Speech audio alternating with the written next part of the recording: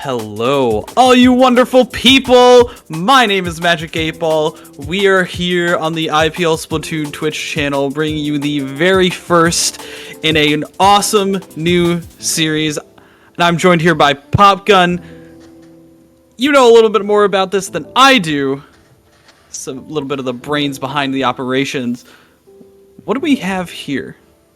That is a great question, Magic. This is the first time I've been on the mic, I think, since about 3 months, and I said I was never going to do it again. But when JPEG told me about this project, I said, nah, we're coming back.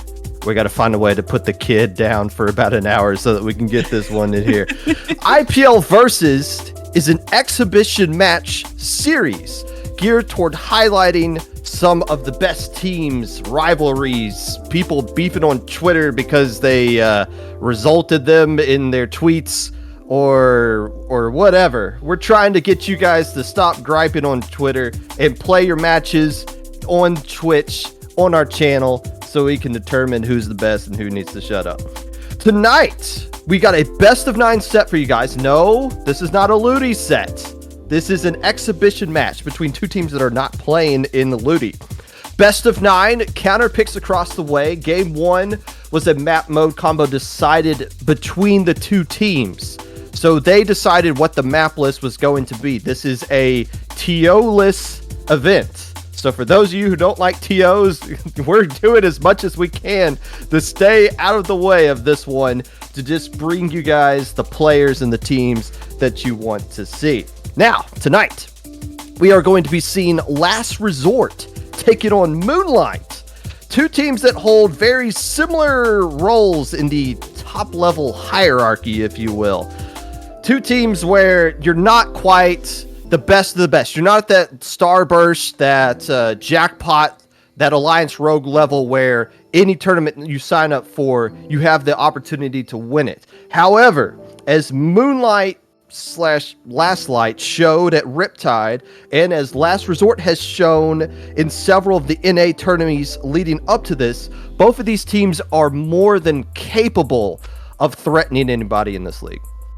Oh, of course, 100%. We saw during the championship qualifiers for North America, for going to Worlds, how Last Resort was trying to keep up with the competition. We saw that Moonlight was knocking on those doors consistently throughout the past couple months, and both of these teams, obviously they're no strangers to this level of the limelight, but they're finally in a position where they can gun for the top. And in that gunning for the top, they've come across each other, I think 1 or 2 times so far, and obviously they are good friends. Arashi coming over to play with Moonlight at Riptide, so these teams know each other very well. They're very well known in the community. They're strong figureheads as well as respectable players, and they're trying to see which one comes out on top, and I am all here for it. I don't know. I think this might be the most boring matchup possible that we could have come up with, quite honestly. No.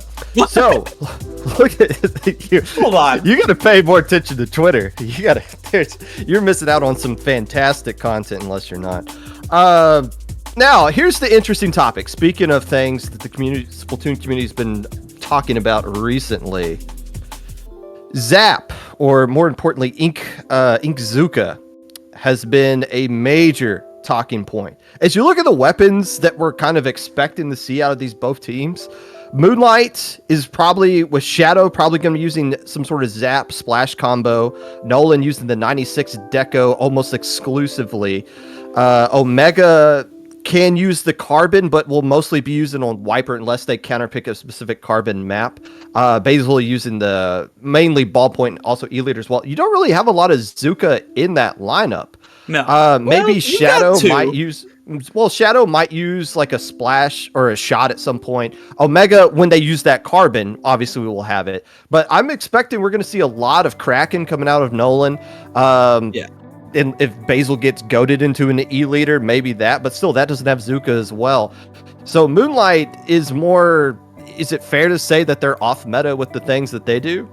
No, I don't necessarily think so right now. I mean, like, you can see in the latter after those initial crazy first picks, a lot of the picks that they have are more geared towards that meta style. You've got the Sorello tent that can have the Zuka, you've got the Squeezer that can have the Zuka, the Carbon has the Zuka, the Shot has the Zuka. Like, all of these players can still definitely play what they need to and be flexible depending on the map mode matchup. And it's also going to depend, I think, on what they think Last Resort is going to be playing, because I think that's also a very big deal, because we're going to see Arashi on that Wiper. We're going to see Chara on these more interesting picks, especially with that Inkjet of the Sorella. So there's a little bit of back and forth that has to go on here. But overall, Last Resort is going to be a little bit more on the meta side.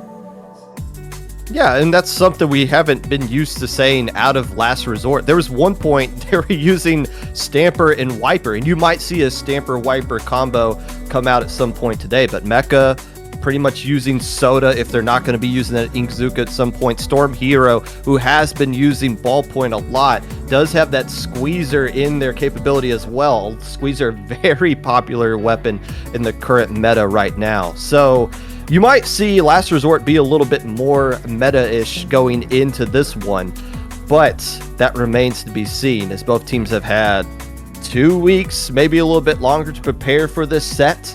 Again, nothing is on the line other than pride right now on this set, and this is, well, in the Splatoon community, that's really all you need is pride and clout, as we should be getting into our Game 1, I believe, somewhat soon. And correct me if I'm wrong, Game 1, which was agreed upon by both teams. Yes. I believe it was Rainmaker at Crableg. Is that what they came up with? Rainmaker Crableg is correct. That's the first one, and after that, it's going to be counterpicks. We're going to go with Low Ink Grand's rules for counterpicks. And for those of you who don't know, last mode that you won on, you cannot pick. And any map that you have won on, you cannot pick. And whatever the cross of that is, however you want to spell it. But they are going to be starting on Rainmaker Crab Lake, which I think is very interesting because, like we were saying, it's a very good long-range matchup, but it's also very good for E-Leader and the backliner in the room, which is going to be Basil. So Moonlight, probably feeling good on this first pick. We're going to have to see how it goes. Yes, and that is going to be the question. Obviously, Basil getting a lot of attention over the course of Riptide for their weapon selection choices, bouncing between Ballpoint and E-Leader in certain situations. As you see the map list for this particular set that teams can counterpick, yes, Museum Clan Blitz is on the list. In fact, that's the only mode you can pick on Museum. For those who saw the last time these two teams played against each other, I believe in a Mode Cup Splat Championship qualifier that went in the favor of Moonlight 2-1 in the loser side of the bracket.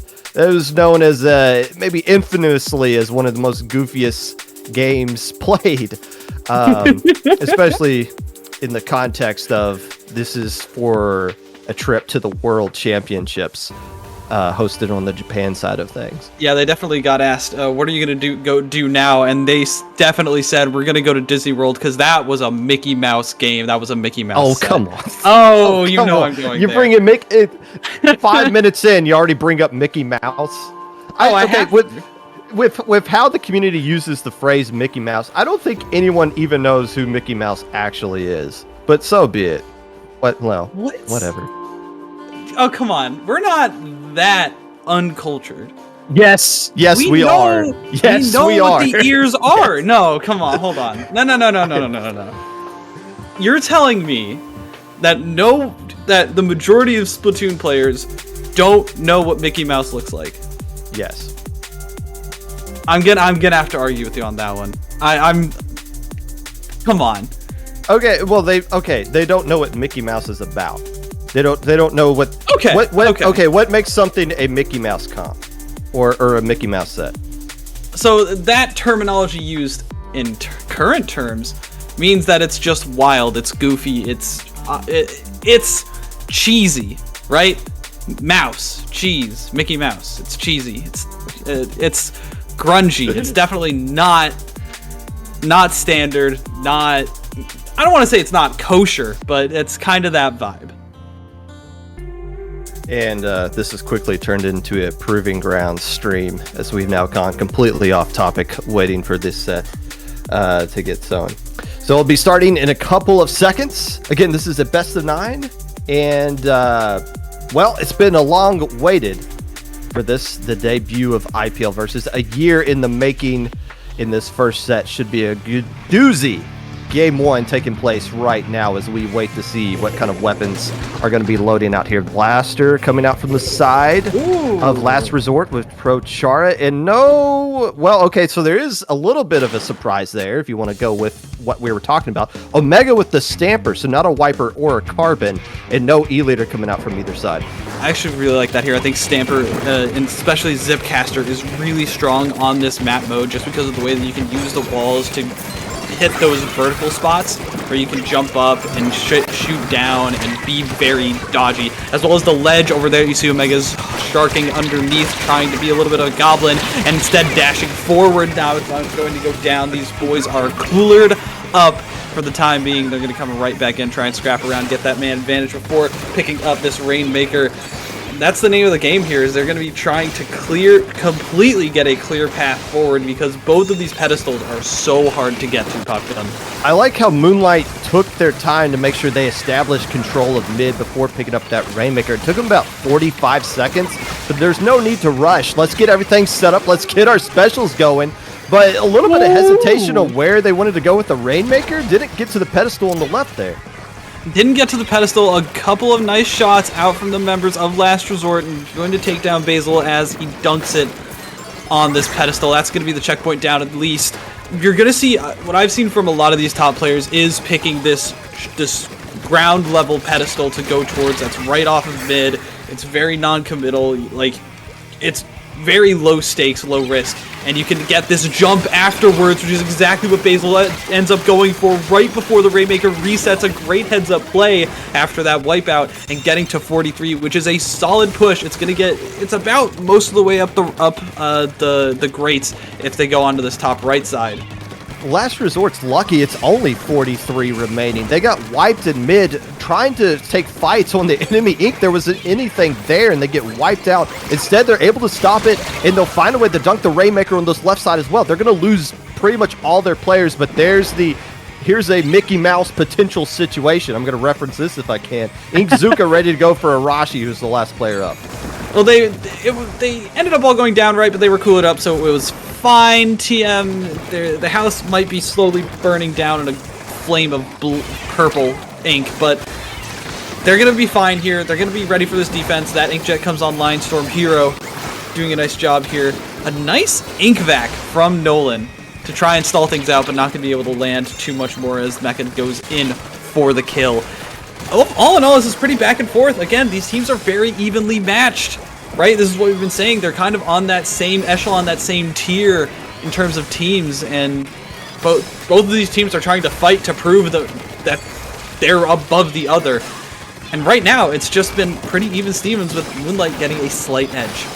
About 2 minutes left to go here. Arashi does find a way to clear out the ball point of Basil with that Inkzuka, but no more damage. This Pro Char has been holding on to this Rainmaker for quite a long time, building up enough time for Omega to get that Zipcaster to shut everything down. However, the Rainmaker will stay on that left side, as they're going to have to try. It looks like they're going to try to go over that crate. They got a vacuum and an Inkjet ready to go. Both specials popped, but already used up. Here comes Nolan trying to take care of Mecha. What the hell was that all about? Ultimately goes down. So, Last Resort, they got the Rainmaker in the spot, I guess, that they want, but there's just nothing there that Moonlight is allowing for them. I loved Mecha's movement there. Do you know why? It's because as you go into squid form, there's still a period where you can still, like, release it and go back up on top of the grates, but because you're in squid form for just that brief second, your hitbox shrinks even lower than it usually does when you're just on flat ground, so you can really mix up your movement there by doing that squid bag. That was really clean movement and good understanding from Becca to understand how to move and be slippery on those grates, even with the lowered movement. And here, he's going to show exactly what that movement can do as he pushes forward. But Omega, as the Rainmaker, snuck away with it, took it and kidnapped it and brought it to the enemy base. And that is a 36 push when it was clearly Last Resort's ticket to a win. If Omega wasn't right there, Last Resort wins this game. they might not get the KO, but they're going to get a comfortable lead. But last resort, Omega slipped behind everybody, picked up the Rainmaker, and just escaped with it like a thief in the night. What a crafty play by Omega, saving the game. And I think that might just do it here. Here comes one of these Inkzookas. It is not going to land on anything, so they're not going to have one of those ready to go. Omega does get taken care of, however, and they do get the cooler with the Rainmaker, but they got a long way to go on this Great without any ink to swim through. Not any ink to swim through, in a vac coming through from Nolan, who's going to be blocking all of those shots. The Inkjet gets low, though. They're going to be able to clear off with that ink vac shot. Beautiful. And they're able to take down Mecha, but the cooler's still up. They're getting pushed back. Char has to just keep stepping and diving, and Shadow finally comes along to clean things up. That's Moonlight taking the first game with a very crazy play on Omega. And one thing I do want to bring up is that it was on a weapon that Pro Chara played for so long, but eventually dropped, right? Pro Chara was one of the first people to really take Stamper and push it to that next level. And now Omega's using it on him and those last moments to win that game. And that wasn't something we were expecting. It's not like Stamper is in a completely different ballpark of weapon from what we've been seeing out of Wiper or Carbon. And it is a weapon that is obviously highlighted on the list there. But yeah, just the way Omega was playing that. Even that last play right there. Forget the fact that they picked up the Rainmaker in a 1v4 situation and added to their lead on top of it. But constantly finding ways to get behind Last Resort. And that last play as Pro Char's got the Rainmaker trying to stay alive, they were getting pincered. Omega was able to flank around from behind, which forced, I believe it was Nolan who was able to come around and complete the pincer. There was just nowhere for Pro Char to retreat or even move forward, ultimately getting taken care of. Another thing, this is a new map to this season. It's a new map to Splatoon in general. You saw Last Resort hyper focusing on that right side. After they cleared the pedestal, it's just like, all right, well, let's just keep trying to get it across the grates right here. And I'll be honest, I don't know how far they had to go to get to like the 30s on that grate, but they were so fixated on that one spot, it made it easy for Moonlight to just set up shop and get a great defense going right there. I don't think they ever even set foot on a grate. Yeah, for real. It's crazy. Like they really could not step forward. And this is what I mean, excuse me. It's so hard to move on these grates, and it's why I've been seeing so many teams go for that low ground push instead, and then try and just get a couple more points off of that jump, because this is a very hard map to break through defensively, right? Like, it's just so easy because there's two very tight choke points that you have to push through, similar to Humpback. Once you break through, it becomes a lot easier. And once you get those kills on, but it's even harder than Humpback because of the elevated ground, because of the grates. It's a very dynamic map mode, and it's one that's very hard to push through, and teams have not solved it yet. Game 1 going to Moonlight, and again, this is a best of 9 counter pick. So if we could get a chance to take a look at what the counter pick options are. In fact, we already got the counter pick. It is going to be Tower Control at Hagglefish Market. And this is the counter pick coming out from Last Resort here. I'm assuming so that they can continue to use the blaster, or make better use of the blaster than probably what they did the last game. Maybe that's why they're coming up with this one. Yeah, maybe that might be it. You know, it's very, very good for cooler blaster comps in particular. Very good for Inkjet. Inkjet's very strong here. I think it fits into Last Resort's composition much better than what we saw from Moonlight with the Stamper and everything. Like, Stamper can still be solid, but not going to be the best presence. But again, Moonlight has the flexibility, which I think is different, right? They can have Basil switch from that ballpoint to a charger and snipe down those Inkjets. We could have Omega switch from the Stamper to the Carbon and just harass those towers points. It's going to be interesting to see what they come up with, and it's going to be... I think the ball is definitely in Moonlight's court to try and run away with this. And you could also see Last Resort use some more Inkzooka, other than, I believe it was just Arashi that was using it on the shot. Maybe Storm Hero drops the ballpoint and comes out with a squeezer in this scenario, as well as some other additional way to counter Basil, which, by the way, Arashi was able to get a splat on the ballpoint of Basil with an Inkzuka, which is one of the frustrating things of like, wow, this is another special that just counters backliners. But we'll see how things go as we queue up here in game 2. There is the blaster, still the ballpoint, basically the same exact comp. Coming out from both teams, except that is a Firefin scoped coming out from the side of Basil, and Omega coming with the Inkzuka as well.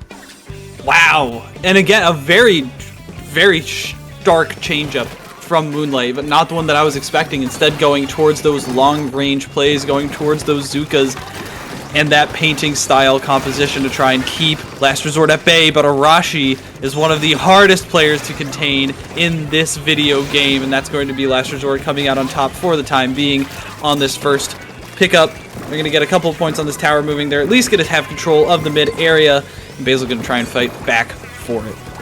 You can see what the opening for Last Resort was right there. They moved Arashi to the right, build up an Inkzuka, and try to get some early picks. Instead, they got flanked from behind and had to use their Inkzuka not in the way that they wanted to. So yeah, Last Resort was able to get on the tower, but they never had the man advantage. They weren't going to go anywhere with it.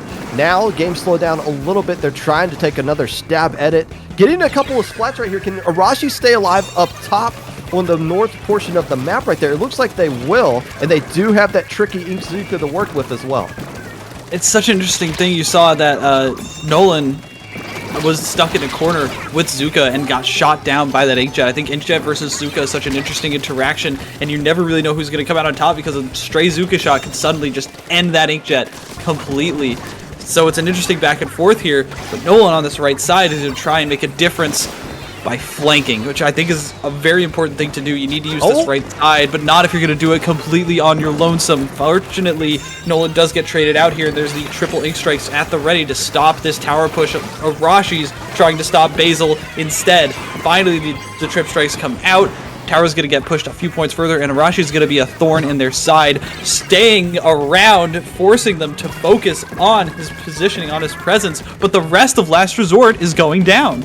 Yeah, and it looks like Moonlight says, okay, you're going to stay up there, whatever. We're just going to go ride the tower. You have fun. The problem is Arashi's going to build up an Inkzuka, and that's what Basil's worried about, is getting Inkzuka from behind. Eventually, Arashi does jump back out, which is good for Moonlight. They get to take all the fights in front of them, and they have their own specials ready to go. Can they clear this first checkpoint and eventually tie up the game? It looks like they will. However, they lose a lot of players in the process as Arashi jumping back is able to clean everything up.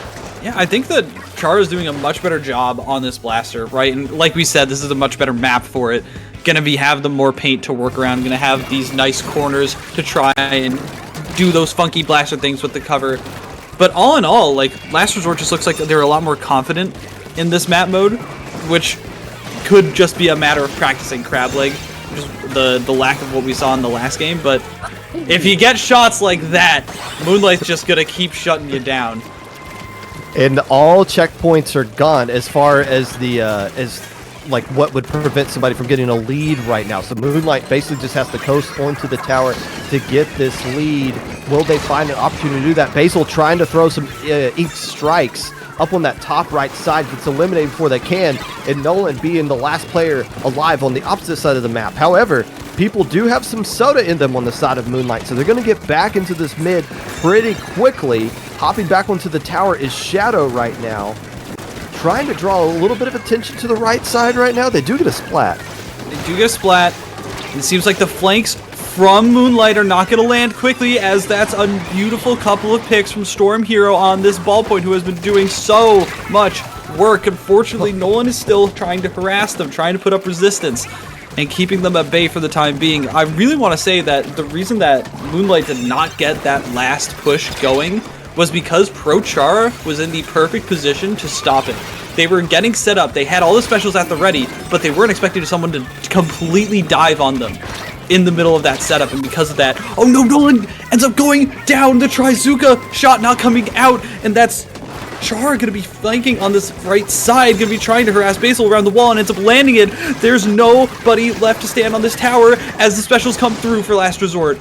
Oh, and Chara's stuck in an awkward 1v1. Nolan getting revenge on the right side right there. And now you just got one player left alive. Oh, Moonlight's winning the fights at just the perfect time. 24 seconds left to go, and they don't have any checkpoints in their way of getting the lead. Soda built up as well as Shadow throws it down, gets eliminated, but I believe they got the Soda. No, they didn't get the Soda, so they don't get the respawn. But Mecha's now the last player left alive in these closing seconds, and they're behind the tower, so they're going to get a pincer situation, but can the members of Last Resort get there in time? It looks like they will. Arashi getting all the splats necessary on the tower. It wasn't easy, but Last Resort squeaked out a win right there to tie up the set at 1 apiece. And like I said, Chara did it again. As soon as they had the cooler to try and throw it down, as soon as they were getting ready to finally hop on that last couple points, Chara dives down, gets a couple shots, gets a couple peeks around the corners, and prevents that tower from moving in just enough time to let Arashi come back online and dive towards the tower in a pincer situation with Mecha, who definitely kept his cool in that situation. Last Resort showing what they're made of, and again, these teams are going to be back and forth this entire night. It really looked like Moonlight should have won that one. I'll be honest, if we look back at those final 30 seconds, it seemed like Moonlight had the advantage for the vast majority of the time, especially when Nolan just died to ProChara on that flank, then came back and got the revenge on ProChara, and then that opened up that entire side for them to flank and move in with the tower. But for some reason, there was just one player from Last Resort here and there, or maybe they just got the special at the perfect time to kind of just slow everything down. It seemed like Moonlight should have won that one and gone up 2-0. Instead, it's tied at 1 apiece. Moonlight gets the counter pick, and they're going with zones on Barnacle. And if there was ever a chance, we saw Firefin in the last game. Mm-hmm. If there was ever an opportunity to use another charger, this is why they're picking. Barnacle and Dime. You can. Yeah. Like trip strikes are really, really good here, for sure. As we see the replays coming in from the last game. And by the way, can we just talk about how clean all of this looks from Jay? Look at that transition. That transition was a beautiful wipe transition in the midst of a crazy moving array of assets. Beautiful production work coming through, and we want to appreciate our man underneath the hood, JPEG, for the work that he does. But Barnacle and play-by-play really for JPEG's transitions? Wait, what? Did you just do play-by-play of JPEG's transitions? Maybe I did. That's JPEG, the one creating this one, but great opportunity for to show off this great set. That is, and we got a long way to go on this one. Both these games have been very close, back and forth, and well, we'll see how game 3 goes right now. Barnacle and Dime is such a tight map mode. Trip strikes work so well on it, and there are a lot of safe spots that you can get these lineups in to fire them off. So I could see ZNF coming out once again, but we're gonna have to see what they're thinking in terms of the other composition, right? Moonlight, they're probably not too happy with how that last game went, and they're gonna try and just overwhelm and swing the momentum into their favor during this next game. Is what I'm thinking is going on in their heads. There's also the opportunity to use the Viper Deco here as well, if you wanted some extra missiles to come out as well as some beacons on this map. I don't know. Arashi seems to be cooking with the shot, so I don't see they are gonna come off of that unless they just don't feel comfortable using it on this map. But if Moonlight's picking this, I don't think they're gonna use the Firefin. I think they're picking this to use leader, if I'm being honest. And if you know that's coming, it's not that Inkzuka's not doing a bad job of shutting down Basil, as we've seen so far in this set, but that might be a counterplay you see coming out of Last Resort as well. That might be. We can speculate all we want. What I want to focus on here, though, is the fact that these teams, they probably know each other inside and out, so there's probably a world of depth going on that even we can't really make our way through. They've had 3 weeks to prepare for this. against each other. Yeah. To your point. And because or of that, about 2 to 3 weeks, yeah. Yeah, about 2 to 3 weeks, right? We've been scheduling this for a while. We've been trying to get this one through for a while. So it had to have been on their minds for a long time. They had to be going through all of these scenarios in their heads because that's what these top teams do. That's what it takes to be at this level. And then to know your opponent and be able to prepare for them specifically, and then to either have your predictions be completely thrown off or to like be spot on and then try and flip it on its head.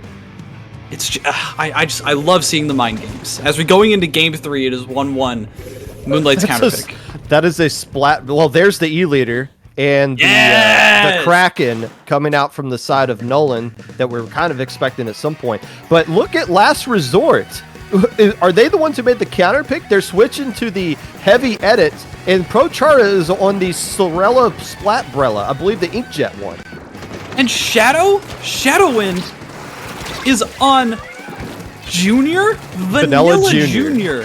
With the big bubbler. I've been seeing some murmurings about this, that bubbler could be a little bit of a potential answer to the Zuka problem, because the Zuka shots are just going to get stopped in their tracks, right? And same kind of concept with the ink back that we saw on Crab Leg, is to just don't even let the shots land where they want to go, right? It's so interesting. It's the mind games, the level of mind games. Like, how did they know they were going to pick double Zuka on this? How does Prochara find these crazy inkjet shots and the collapse of the teammates as well? They're going to try and take back the zone and harass Basil to get out of the mid. Last Resort pushing back, but a good push from Moonlight. Moonlight winning the opening minute, getting down to 56 remaining, but Last Resort doing a good job of withstanding that and getting back into control of the zone. The key for now for Moonlight is move with these Krakens. The Kraken's invincible. It's going to throw some players off, but you can't use it just like that. Nolan using the Kraken going up by themselves. Nobody able to really capitalize off of it. And as soon as I say that, it's only after the Kraken goes down that the rest of Moonlight comes in and starts cleaning up shop. So what do I know? But here, Last Resort's able to get back and get control of the zone yet again. But if they move with those Krakens, and the key, getting Basil set up. Basil can dominate this map. We've seen them do that with anything they use with E-Leader. So if they can get Basil set up, Moonlight's going to dominate this one. But so far, Last Resort is not allowing them to do that. So far, and that's going to be the lead for Last Resort. Moonlight kind of on their last legs. The bubble, though, ends up coming up huge as they get a couple of picks from underneath the glass. And they are able to dive forward, even though the members of Last Resort were cooled up, and they're going to have a rogue Prochara to deal with. That's a cap and a little bit of control going Moonlight's favor, a little bit of momentum in Moonlight's favor, as they're able to trade out and finally push the members of Last Resort into a bad spot here. That's exactly the kind of retake that they need to, like you said, set Basil up. But Last Resort has been doing a great job at dealing with this crazy kind of stray composition that we've seen.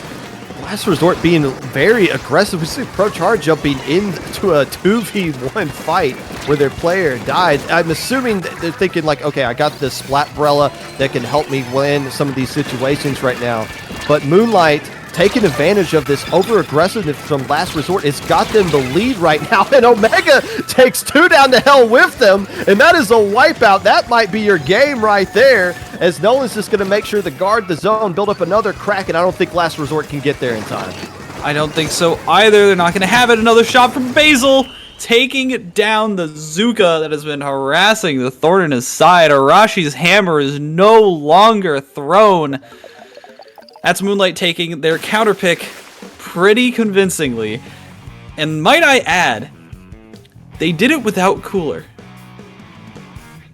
They did, but they also had Kraken from Nolan and Basil on the E-Leader, which is 2 things those players do extremely well. Who needs Cooler when, well, you do have a... Let's not forget, Shadowwind on the Vanilla Junior. Did we see any bubblers? Oh yeah, I saw at least 2 or 3. Okay. At least 3. I wasn't looking for, and you know what? I haven't seen a bubbler in so long. I probably wouldn't recognize it even if I saw it. But Moonlight making the adjustment, and again, Last Resort being really aggressive in a situation where, okay, maybe take the foot off the gas a little bit, regroup, and go back in like they did the first time that they had to break out of a lockout. That second time, they were really throwing themselves into the meat grinder right there. And Moonlight, credit to them, took advantage of all of it. They're very comfortable win for them there at the end. And so I think it's the fault, the critical fault of Cooler right now is the fact that you simply can't overextend with it. Right? That is the trap that a lot of players fall into. It's a trap that the players on Last Resort fell into. They were just trying to dive in, then they get stalled out by the bubble, they get stalled out by leader shots, and with the respawn Punisher, they get stalled out by the Kraken that you literally cannot do anything against. It doesn't matter how far you run forward, you're not killing the Kraken. And they got a little bit too into the weeds, too far into the enemy paint, and then they just got taken down after that. The Zookas are nice, but this stall style that we've been seeing starting at Riptide is starting to overwhelm the Cooler comps. And now we're going to have the counter pick come out from the side of Last Resort for Game 4. And again, just a reminder, the counter pick rules for this are you can't pick the mode you most recently won on, and you can never go back to a map that you've won on, period. So that leaves Tower Control and Hagglefish currently off the table for Last Resort. Everything else is on the board for them to pick. And this is a map list that the teams came up with. We're not trying to get in the way TO-wise of this set between these two teams in this exhibition match. And, well, when we get out of the way, you get a map like this one where you had splat zones on Particle and Dimes and the very fun comps that we saw come out from both teams, ultimately working into Moonlight's favor. But we are waiting a long time here for this counter pick to come out from Last Resort. They're going to want to take a little bit more time to figure out what they want to do. They were a little confused on exactly the rules of the counter picks, so they need to discuss things. Oh, really? They do have one coming through finally. That is Humpback Rainmaker coming through for Last Resort. And I think that this works out much better in their favor. It's very easy for the ballpoint to get set up and for the blaster to get shots over the wall. This is definitely good for them. It's just going to be interesting because Moonlight did win on that Rainmaker first, so they're probably feeling pretty confident. Yeah, but this is a map they're going to have more experience. And that's not to say Moonlight doesn't have experience here as well, but this isn't a brand new to this season map in Crab Leg. This is a map we've been playing Rainmaker on for a long time and competitive here. Mm-hmm. Now, the question is, I wonder if we're going to see a Tri-Slosher come out, maybe from the side of Mecha, so that they can keep that soda that they're using, but also take advantage of that arcing motion on a humpy map that is Humpback Pump Track. Maybe that might be the difference right there. Probably go back to the blaster as well from the side of Prochara.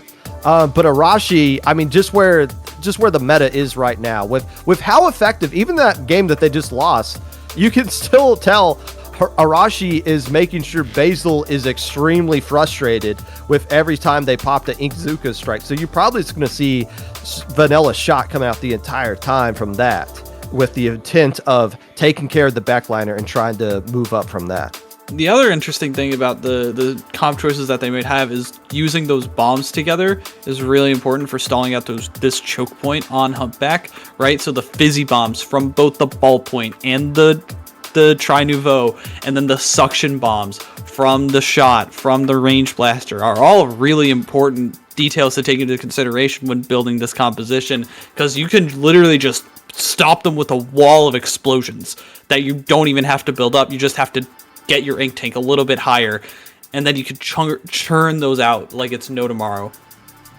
And that's what I'm expecting to see here. Game 4 on the line. Moonlight up 2-1 in this best of 9. There is the Slosher Deco coming out from the side of Last Resort, and there is the Carbon Roller. So and because they're using that with the as their Inkzuka, they don't have to use the shot. They can go back to the Zap and use the Soda to go along with the ballpoint and the Kraken out of Nolan there. So this is a comp Moonlight is very comfortable with using, and well, they've been using this basically the entire time they've been a team whenever they have the opportunity to use Carbon.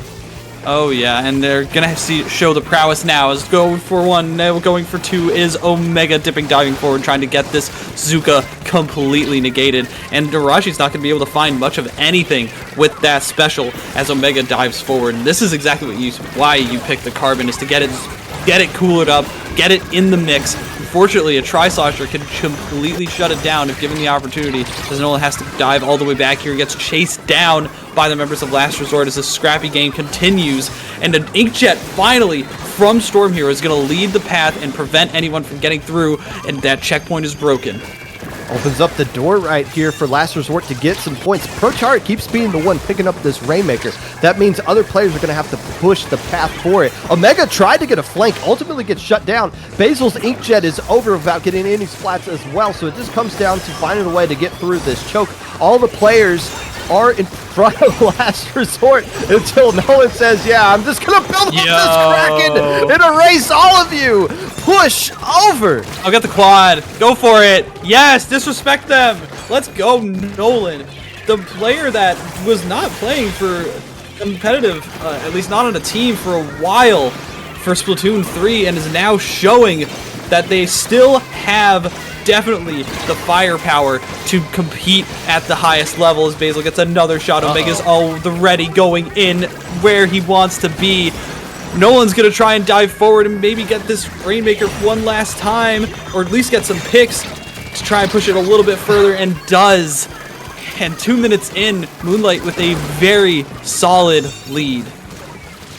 You know, I can't believe Kraken isn't used a whole lot more. Actually, I feel like Kraken isn't used that much just because of the weapons it's currently on. Right. But Nolan, who's been using these mid-range Slayer weapons like a pro for it, like you were talking about a long time before, like a Squeezer, can very easily transition to a Deco. A 96 Deco, and use it effectively in conjunction with that great special right there. But just as I say that, Last Resort is getting something going right now, getting all the way to 30 remaining. Arashi falling down with that Inkzuka is just going to throw a random Hail Mary shot. But can they, if they pop that Rainmaker and try to cheese it, they could get lead, but instead they're going to back up. They say, hey, we got some Soda back in mid. We have control mid. We got 2 minutes left to go, and we got Moonlight kind of boxed in right now, but Omega picking up the Rainmaker, just going to drop it. That's just to get things safe. But right now, they're really going to have to rely on this Kraken because everyone else just went down. Yeah, like, I just, a couple of interesting decisions. Basil ended up jumping out with Inkjet in a critical moment where they were 2 down, and it reminded me of Riptide 2021 Pop Gun during the set that we commentated between FD Win and Starburst during Winners Finals. And I thought that they were about to go all the way through, but Last Resort seems to be a little bit hesitant with their pushes, not as decisive. And because of that, like, they have the coolers that are getting thrown back in mid instead of up near the Rainmaker where it needs to be. They're falling back. They're not being as quick and decisive as they probably should be in a mode like Rainmaker, where time is always of the essence. A matter of frames can make the difference. And with 1 minute left, Moonlight has control of mid. The key difference here, Magic, is that this set doesn't have a silver Aerospray with curling bomb rush, completely breaking everything. Look how yellow mid is right now for Last Resort, but they don't have an answer for this Kraken right now. They just don't. Nolan is just doing whatever they want, and sometimes these Krakens aren't landing and getting splats. It doesn't matter. It's causing distraction. It's causing players to disperse themselves. They have to vacate mid as long as Nolan is doing the Kraken dance in the middle of that. And right now, Moonlight, the team with the lead, has control of the Rainmaker and mid with the final 30 seconds left to go. Let me repeat the arguments that were made that I saw on Twitter against Kraken as soon as that thing got released. It is undeniable, uncontestable pressure that gets put on your team, that gets put on your position, that you could do nothing about. As this Kraken is charged up yet again for Moonlight, as the Rainmaker's in an awful position. Omega with the Zuka, able to get down 2, and Nolan diving forward with this Kraken one last time as Moonlight goes up for a third game. 3-1 over Last Resort. I honestly feel like if Kraken was on other weapons, people would be complaining about it a lot more than Zuka. 100%. Now, I mean, that's not to say Zuka doesn't have its broken abilities, but you just saw what Nolan did. They didn't have an answer to that. They had nothing they could do except just run. And when they didn't run, Nolan just got a triple on them with that special alone. And what do you on a do? map like that, where like they're still focusing on the right, where they got that little narrow hallway they're trying to slip through. It's just build up Kraken, slip right through it, and shuts everything down. My goodness. It really is just one of those like, all right, well, what is the counterplay? Kill them before they pop Kraken, I guess? Yes. Yeah. Like, Yeah. Probably. maybe that's it. But maybe be more aggressive. We saw them so many times with the Rainmaker. It was always Prochar picking up the Rainmaker, and it just waiting for that window to open up. Which fine, so be it. But the longer you wait, the longer, and it might not even have been the Kraken that would shut it down. It might be Basil's Inkjet. It might be the Ink Zuka coming out from the carbon. Like, the longer you're just sitting there waiting for somebody to make a play, they'll open up and blow the doors wide open. The more resources you're giving Moonlight to find that special that shuts down everything. And then this was twice, by the way. No, wait. What was their score before they picked that up? Did that 1 point give them the lead of Nolan going back and grabbing the Rainmaker right there? No. I don't think so. No, because they had that lead before, and then Last Resort got another push. Well, they added to the lead when Nolan picked up that Rainmaker in Kraken form. That changed the entire path of the game, because before that they were only at 36, and then Last Resort got a push to 30 later on. So it was that Kraken cheese with the Rainmaker that ended up propelling them into a spot where they had the lead even after Last Resort's push. Well, going on to Game 5 right now is Last Resort's counterpick still. Again, the only thing they can't pick is tower control or anything out of the Hagglefish market, so they can't go to the Hagglefish or Splat Zones. Other than that, the board is them. They're down. They've lost 2 matches in Rainmaker in this one. I don't think you want to do that. And as people in chat might be noticing, Clan Blitz Museum is still on the board, and both teams can pick it. You want to... Maybe you want to show that one off before you get a chance to, before things get slightly worse here at the way things are kind of going. Last Resort basically pushed into a situation where they need to win this one. Again, it's a best of 9, so technically they could lose one more, but you can't go down 3 straight to a team like Moonlight and expect to win. No. Anyone who has played a Ludi set in their lives knows that 4-1 is a death sentence in terms of your mental. And to be fair, Last Resort has some very championship level mentalities, as we've seen before, but against the team with this much momentum in Moonlight, you can't let that happen. And Zone's Mako is going to be so crazy, because Basil's just going to go Charger again, right? Well, Omega saying thank you. I'm more than happy to go here as well. I can do Carbon, but also if I feel so inclined, I could also just go back to Stamper like I did in Game 1. I mean, there's so many different options for Omega to work with right here. I think we're going to see that Carbon again. But if you're Last Resort, you need to assume that Deco is coming right back out, and maybe that E-Leader as well. But you're the one who picked this map. I'm assuming they got something in mind specifically, maybe a little bit different comp-wise, that they feel like gives them a huge advantage here, because this is a very... I don't know. I feel like this is a map mode combo that Moonlight would love to counterpick if they had the opportunity to do so. Arashi's got to go Wiper here, right? That has to be the idea. Is the Wiper? Maybe Last Resort pulls out the double sword composition again. Maybe that's their angle. I don't I don't know, guys. It could be something crazy that nobody has seen before. Could be S-Blast with Reef Slider cheese.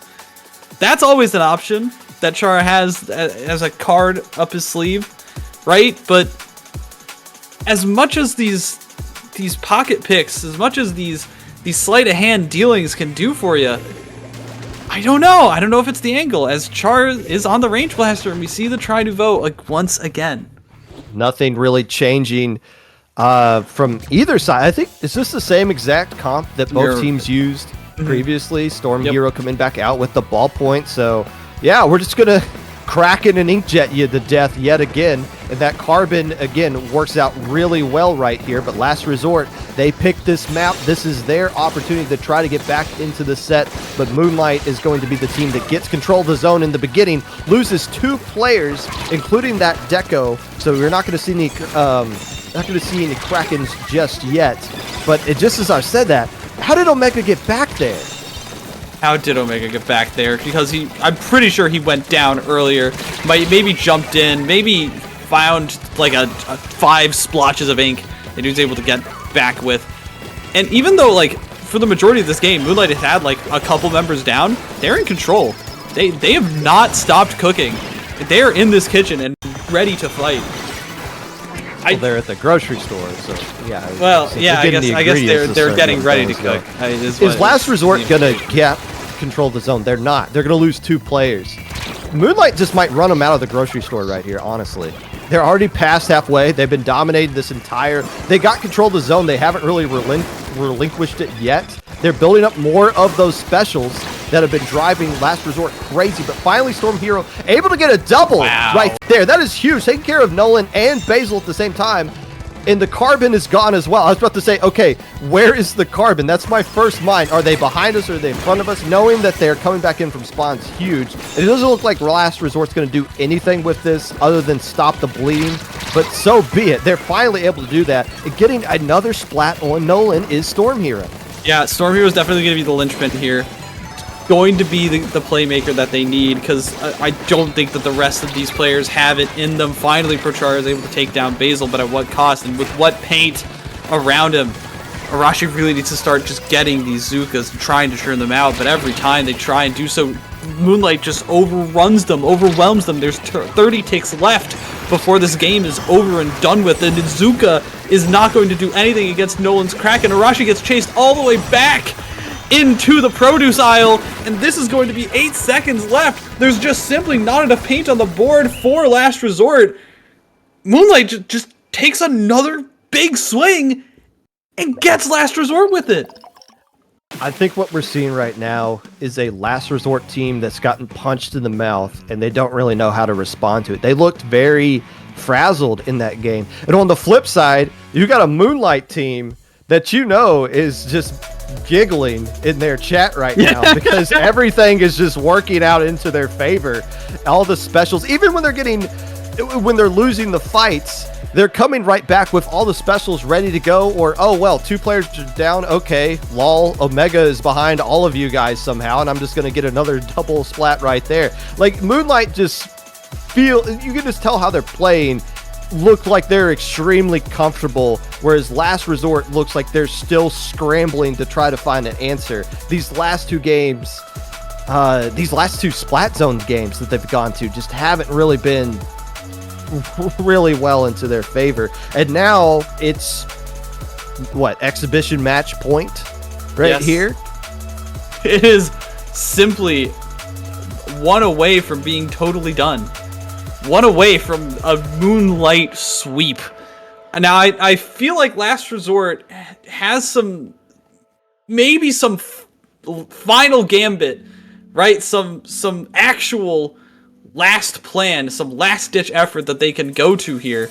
And they need to just start propelling Storm Hero into the better positions, especially with that Inkjet, to get himself online, as I think what the answer is. But how do you do that, right? Now, maybe they go to Clan Blitz, which they haven't played at all, right? Yes. I feel like that you have to at this point. You've exhausted all of their options.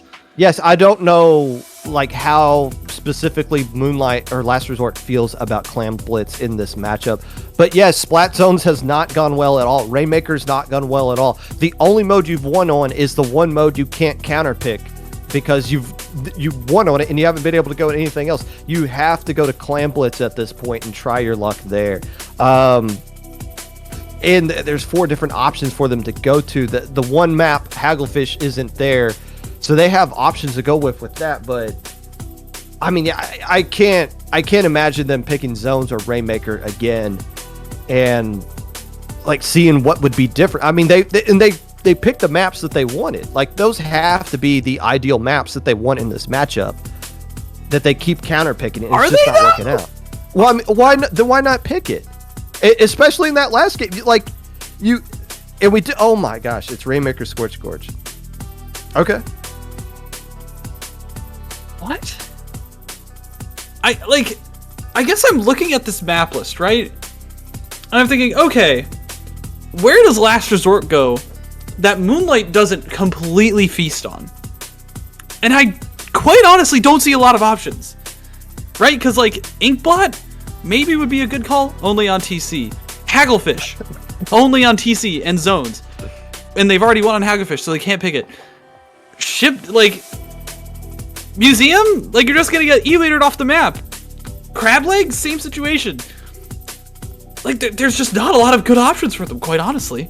And again, this is the match deciding set potentially if Moonlight were to win this one. So Last Resort, like this has to be your best possible map mode combo that you feel like is an automatic, as close to an automatic win as you can in this scenario against this opponent. So Rainmaker Scorch Gorge. Now, to be fair, you can't really compare them to the previous 2 Rainmaker games so far in this set. But if you do, the Crab Leg one, the key difference there was Omega picking up the Rainmaker and squeezing out a few extra points. The Rainmaker Humpback one, the key play difference there was Nolan picking up the Rainmaker and squeezing out a few more points when they had the lead. So just like keep extending to this lead. So if Last Resort can just play their game and do a better job of keeping everybody in front of them and making sure they're not getting flanked from behind or they're losing track of that one player that blows up everything. Maybe that's the key difference for them here. But again, this has to be their best possible map mode. And that's probably what they've come to the conclusion of. But like you said, when looking at those past Rainmaker games, they've had... The Moonlight has so many more players that can create those opportunities. Ooh. Where they pop off, where they become the star, where they take the game to that little further edge, that clutch factor. Maybe it's not the map. Maybe it's the weapons they're going, when in doubt, bring the Zuka out. Double shot coming from Last Resort on top of the Splatbrella with Inkjet and the edit with the soda. And 2 players instantly go down from Moonlight as Basil's going to have to use that vacuum to slow things down unless they can find this way. I mean, sure, that is a... If you're going to use the edit, that is the last weapon you want to see on the enemy side is Basil's Charger. But still, the vanilla Charger coming out as well as Moonlight endures that opening punch from Last Resort, and now Moonlight appears to be getting control of the objective in mid.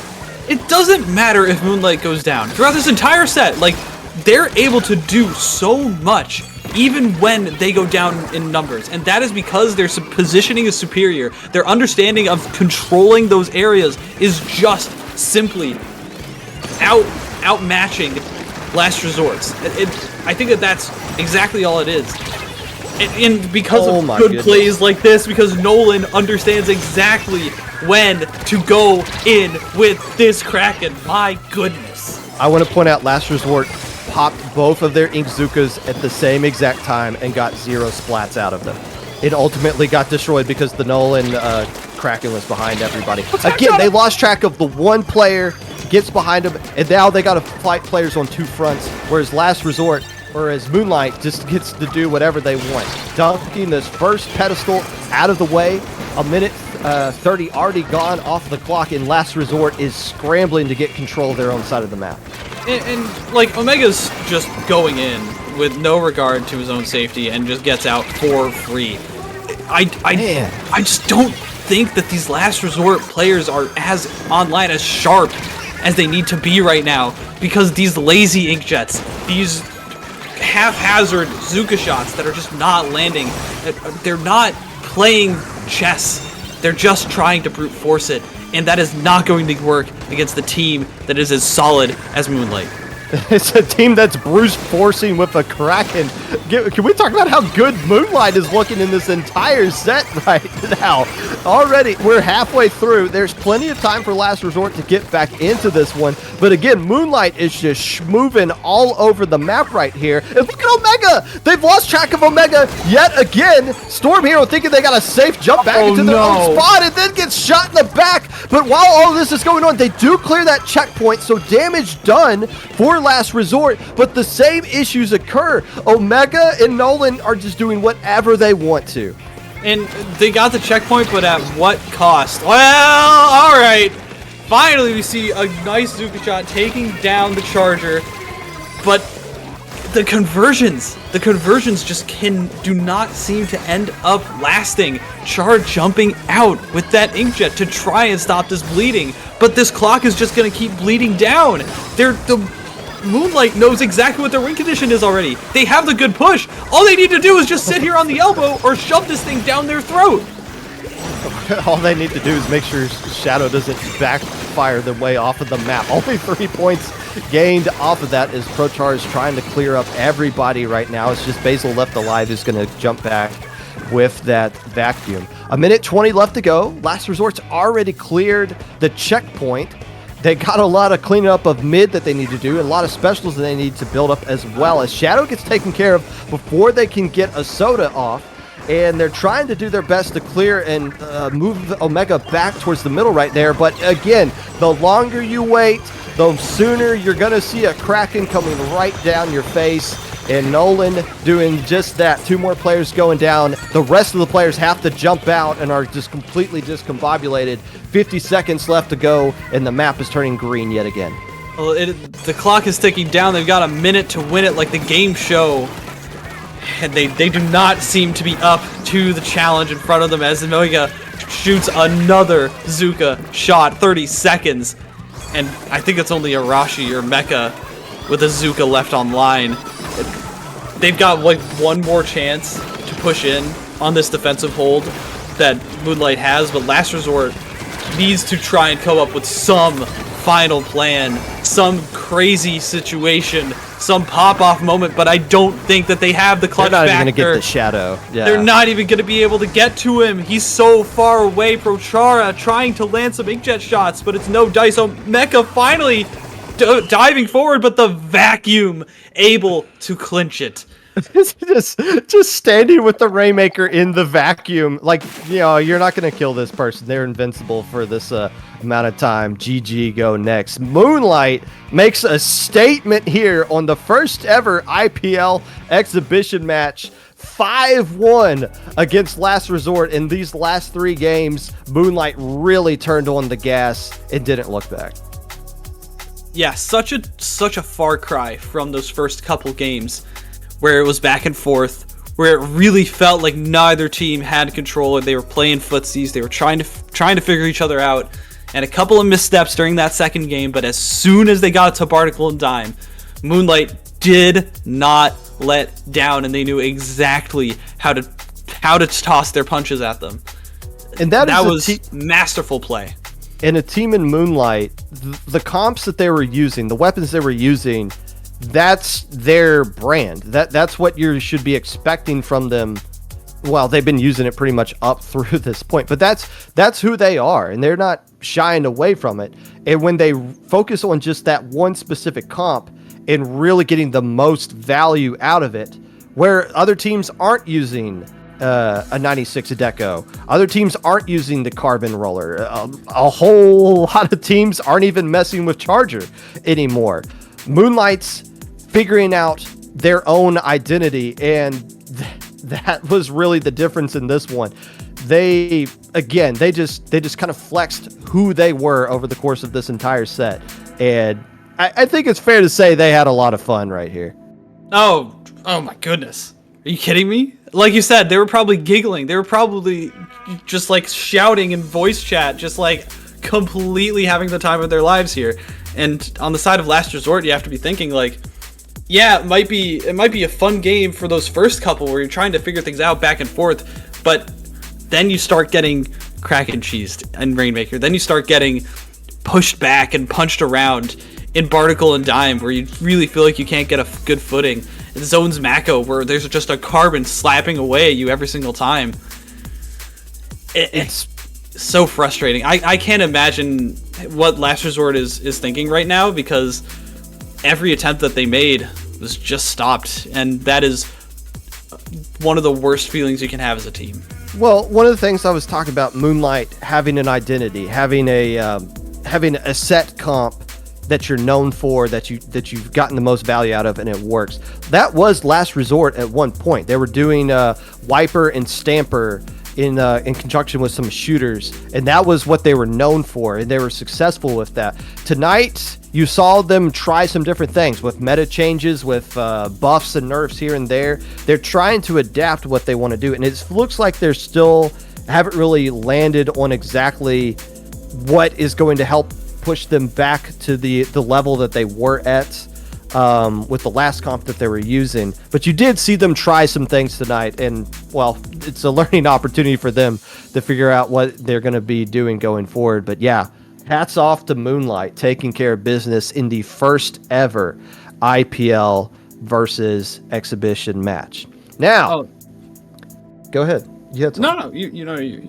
I was just going to say, if you have any interest in taking part in these IPL versus matches, reach out to JPEG, discord.jpeg.jpg, I believe is, or just go to the IPL server and ping or find JPEG. DM the team that you guys are and the team that you want to play against. Any skill level can do this. However, priority is being given to the higher skill level teams. We want to make an effort here on IPL to start putting on some of the higher skill level teams to give them a better spotlight within the community. But make sure you reach out. JPEG's more than happy to reach out to you, or for you to reach out to him and get something set up. And the goofier you are in the group DM chat with JPEG, the more he's going to enjoy it. So just a little bit of a disclaimer there. With that being said, Looty's going on. We're probably going to raid somebody who's doing a Looty set, but we thank you guys for watching. What a fantastic turnout for the first ever event. We hope you enjoyed this, and we hope to see some more of these things going forward. Magic, any closing thoughts from you? I really appreciate the fact that IPL is trying to give these spotlights to this team in a very unique way, and something that hasn't been done before, right? That teams are wanting, right? They want good practice against good teams, and for it to be put on a showcase. And this is exactly what they're providing, and I think it's such a fun and good, healthy thing for the community. Other than that, I just want to say, move over to Blue Sky. Follow IPL on Blue Sky at iplabs.inc. Please, I am also over there. There are a lot of Splatoon people flooding over there now. Please switch over to Blue Sky. Get off Twitter. It's okay. You will not miss out on anything. Trust me. Go there. That is the only closing thought I have. Fair enough. I reluctantly got a Blue Sky account yesterday because IPL made me, but I'm sure I'll learn to appreciate that in the coming months. From all of us here at IPL, the head director of this event, JPEG, the commentators for this one, Magic and myself, and everybody else behind the scenes, we thank you for watching. Stay tuned for the next IPL versus match that will be announced at some point on Twitter. And until then, we'll see you guys whatever the next tournament we're doing here. I don't know. Great. Good night. Good night. Good night.